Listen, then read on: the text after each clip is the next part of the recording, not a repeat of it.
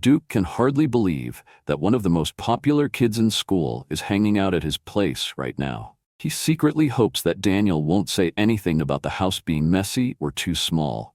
Daniel notices the light switch and tells Duke he shouldn't leave the lights on all day, or else he'll end up paying more for electricity. Then he goes on to share a few more tips on saving money, and Duke is really impressed by how much Daniel knows about it. They head into the studio, and Duke hits play on one of his new songs he's been working on. Daniel listens and says it sounds really good. Duke looks away, feeling shy, and says it's not finished yet and he still needs to fine-tune the audio. As they prepare for the performance, Duke tells Daniel he can start with the melody because he doesn't want to kick things off himself. His strong voice might overshadow Daniel's part. Daniel begins to sing the melody, and Duke praises his voice, saying it sounds really genuine, even if his singing is just slightly above average compared to his looks. Duke reminds Daniel not to sing too hard or loud, or he might hurt his vocal cords and won't be able to sing properly until after the festival. They take a stroll outside, and Daniel starts to complain about his throat feeling sore. Duke warns him not to sing for the rest of the day. Suddenly, they hear Duke's name being called. It's his grandmother, selling food at her usual stall despite being sick. She asks if Duke and his friend want something to eat, thinking they must be hungry. Duke remembers the time Zach and his friends devoured everything at the stall and left a huge mess. Daniel says they just ate, but he appreciates her kindness, even though she has her business to run. We see the real Daniel, eager to practice his singing again now that he's in a different body and his vocal cords are well rested. He opens his mouth, and surprisingly, his vocal cords feel perfectly fine. This means he can practice singing all day and night. He begins to work on the melody from Duke's song. The attractive girl who bought him a drink earlier walks in. She praises his voice, telling him that he has a beautiful singing talent. After that, she grabs a box of energy drinks and gets one for Daniel too. She encourages him to keep going and then heads out. Daniel thinks to himself that she might be the most beautiful girl he has ever seen. He glances over at the entrance and sees Duke and Jiho coming in. Jiho quickly apologizes for the last time when he tried to take a charger and ended up in a fight with Daniel. Daniel reassures him that it's all good since he was forced into that situation.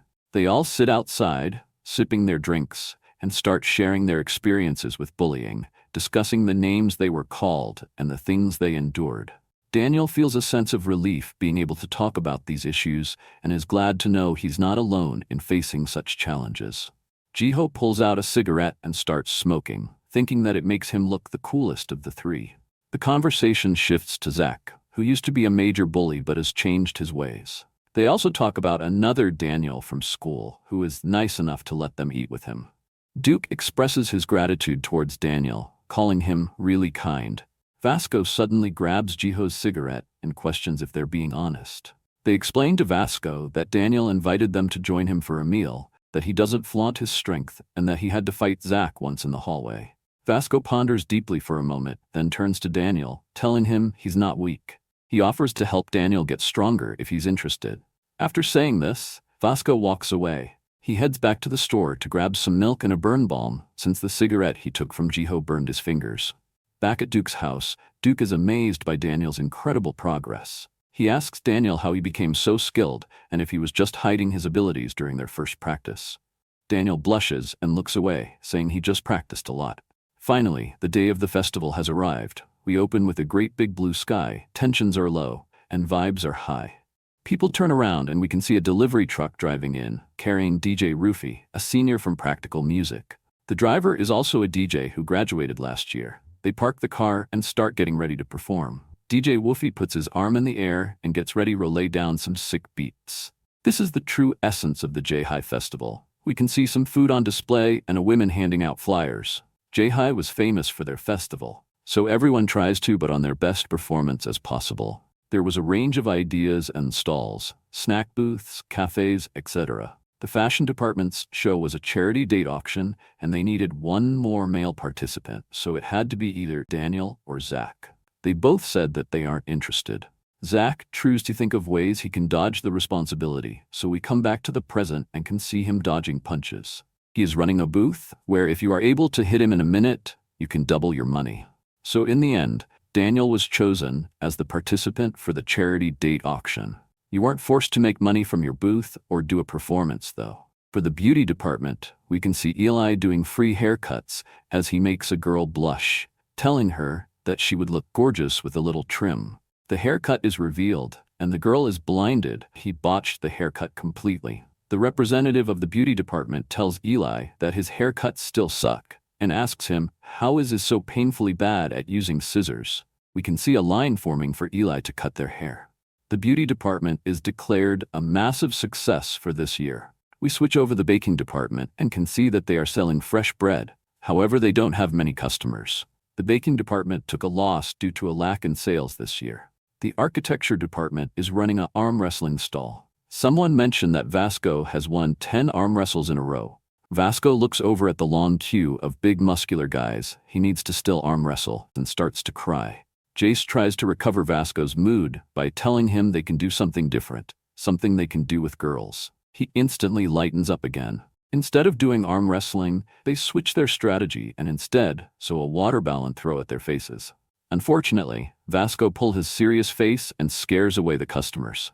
After switching their strategy, they made no money, putting them in a loss for the day. The next event is the fashion show. We can see some really weird costumes on display. One of the reasons the fashion show is so well known is because the clothes the models who walk the runway wear are ridiculous and make no sense. One of the models confronts the stylist and asks why he has been made to wear a shark head while being shirtless. The fashion show concludes, and it is now time for the charity date auction, and last year's winner is the MC. He welcomes everyone and thanks them all for coming. The first participant comes up and is sold for $65. The next one is someone from the baking department. He gets sold for $80. For Li Jiang, someone bids $50, then $100, and then $500, beating last year's record, which hurts the MC's pride a little bit. Apparently, all the girls from the beauty department pooled their money together to buy Li Jiang. Vasco is seen trying to leave but gets dragged back onto stage. People start to compliment his figure, but when he gets nervous, he pulls a face that looks very intimidating and scary. This results in not a single person bidding for Vasco. One of Vin Jin's friends is put on display, and since no one wants him, he is bought for a measly 50 cents. And finally, the last participant is put on stage, Daniel. The girls go wild, all eager to get a chance to bid on him for themselves. Just then, a girl from Chanel private school named Lala jumps into the mix. She thinks to herself that J-High always has the hottest guys. The MC turns to Daniel and mentions that he was the one who fetched the highest bid last year, and it was Lala who won him. The year before that, DJ Rufy was also bought by Lala. The MC warns Daniel that if Lala wins again, he better run for it. He'll have to plan all the date activities, write her love letters, carry her bag out of the restroom, and shop with her until the mall closes. The MC makes it clear, if Lala wins, Daniel is in big trouble. Meanwhile, Jay, who has been eavesdropping, rushes over to the staff stall, only to find out that guys can't bid in the auction. Zoe slams her hand on the table and boldly declares 300. She thinks to herself that she's been saving for this moment. I have to go on this date with Daniel, she tells herself. Lala confidently raises her arm and bids $1,000, shocking everyone and completely overshadowing Zoe's offer. 2 years ago, DJ Rufy was purchased for $1,000. Now, as he recalls that day with Lala, a chill runs down his spine. Daniel starts to feel overwhelmed with stress. Out of nowhere, a voice from the back of the crowd yells, $2,000. It's the girl from the convenience store, accompanied by a man behind her. Daniel is left speechless, wondering if she even goes to high school based on her outfit. Lala, feeling competitive, hesitantly raises her hand and bids $2,500. The convenience store girl quickly counters, doubling the bid to $5,000. Lala stares in disbelief and, in a fit of frustration, tosses her bag into the air, claiming it's worth $7,000 and asking if she can use it to bid. However, the staff quickly informs her that only cash is accepted for bids. Going once, going twice, sold for $5,000. We see Daniel and the convenience store girl standing awkwardly in the parking lot. He thanks her for outbidding the other girl and for choosing him. The woman spins around and questions him about the other girl, wondering if he thought there was anything wrong with her. She tells Daniel that she didn't bid on him because she was genuinely interested in dating him. Don't look down on others just because you're good-looking, she advises. Daniel feels a wave of guilt wash over him. He realizes he's been treating people the same way he was treated in his original body. As the woman gets into her car and starts to drive away, Daniel feels the urge to apologize for his harsh words. But just as he reaches out, the mysterious man seizes his hand. Daniel manages to break free from the man's grip, surprising both the woman and the man, as it's the first time anyone has done that. Suddenly, the man goes for a high kick, and Daniel instinctively raises his arm to block it, but at the last moment, he shifts his leg and he gets hit right on the side of his head. The scene changes, revealing Vasco wandering around with a few juice boxes. Glasses expresses his desire to let Daniel go, but he feels unable to do so. He questions whether Daniel has good eyesight or if he has just become slower. Glasses praises Daniel for being strong and quick, acknowledging his talent. The mysterious figure is identified as Gun. The woman tries to convince Gun not to engage in a fight with Daniel, but he responds that he was instructed to eliminate anyone who gets too close to her. At that moment, Vasco enters the scene, asking what they think they are doing. Gun inquires about Vasco's identity, wondering if he is a friend of Daniel's. "Yeah, I'm his friend," Vasco replies, leaving Daniel surprised by this revelation. Vasco sets down his juice box and warns Gun that if he messes with Daniel, he'll have to deal with him too. Seizing the moment, Gun strikes Vasco while warming up his shoulder, landing a punch right in his face. Vasco, unfazed, calmly tells Gun to remove his glasses since he can't hit anyone wearing them. Gun takes off his glasses, remarking that J-High has some intriguing students. Vasco raises his arms, preparing to fight Gun. The woman clings to Gun's arm, shouting that Daniel has never harmed her. She threatens him, stating that if he fights, their boss will send him back to where he came from. Gun then apologizes to Daniel, explaining that he hasn't fought in a while and was just a bit too aggressive. The woman informs Daniel that the money will be given to a charity and that it doesn't really belong to her. As she leaves, she apologizes for Gun's kick. As the car drives out of their eyesight, Vasco collapses to the ground, and Daniel panics, worried that he might have passed out. Vasco then asks Daniel about the guy with the glasses, but Daniel admits he doesn't know who he is either. Vasco claims that if he had to fight Daniel again, he could win, but there's no way he could take on the guy in glasses and come out on top. Feeling ashamed, he says he still feels too weak.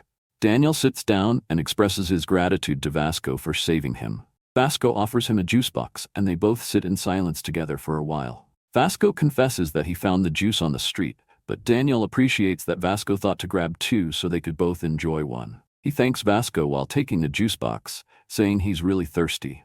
Vasco blushes a bit at Daniel's comment. As they admire the sunset, Daniel realizes that Vasco is his first real friend.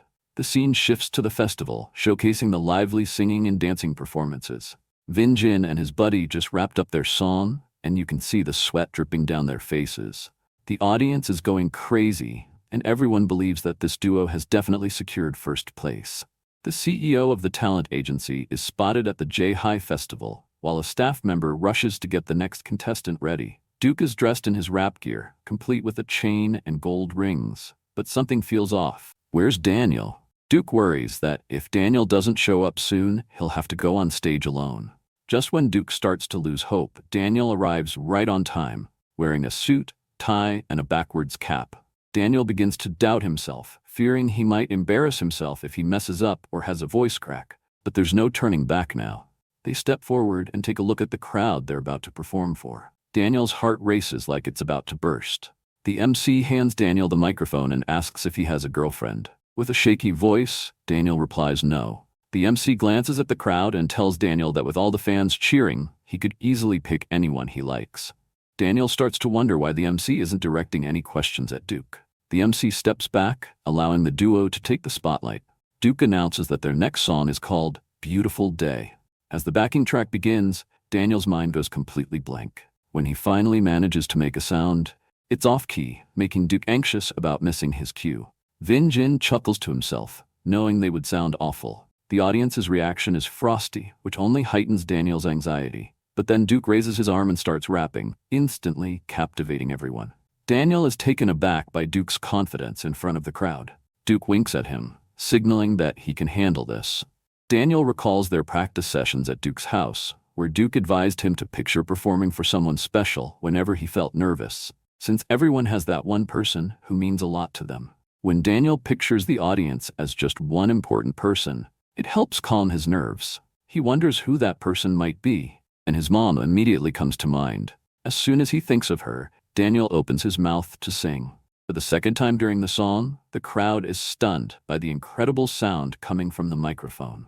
Duke watches Daniel and reflects on how much he has grown since their first practice together. The bullies recall all the times they picked on Duke and start to feel guilty about it. The CEO of the agency remembers how he dismissed Duke before even giving him a chance to showcase his rap skills. Vinjin thinks back to all the moments he teased Duke, believing he was a bad rapper, but now he realizes he has some real competition. As the song wraps up, the audience erupts with excitement. Everyone starts praising Duke's rapping abilities, especially since they had always thought he was awful, thanks to Vinjin's bullying. It's clear that Duke and Daniel's performance blew Vinjin and his friend out of the water. The CEO steps onto the stage, ready to hand over a card with his direct number, but gives it to Daniel instead of Duke. Duke stays silent. Daniel then asks if he can also give a card to Duke, but the CEO responds that he doubts Duke will ever make it big because of the way he looks. He apologizes to Duke, claiming it's just business and nothing personal. After witnessing the CEO's treatment of Duke, Daniel decides not to sign with the OK Talent agency. A few days after the festival, a video of their performance goes viral, racking up an impressive 23,000 views and 8,000 comments. The downside? Duke doesn't appear in a single frame of the video. We see him sitting alone on a bus, two girls nearby looking at him with disdain. Once again, he's scribbling down song lyrics, determined to channel his emotions into music. He reassures himself that he will never give up.